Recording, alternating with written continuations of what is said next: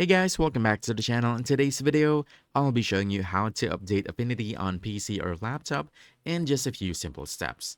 So let's dive in. First off, go ahead and log into your Affinity on your PC or laptop. And then from here, you want to click on the help button at the top. Then you want to choose check for updates.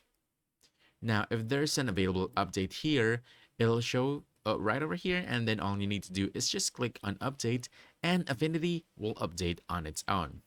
But as you can see, I don't have a current update here, so it just says no update available. Now, there's another option for you to update Affinity on your PC.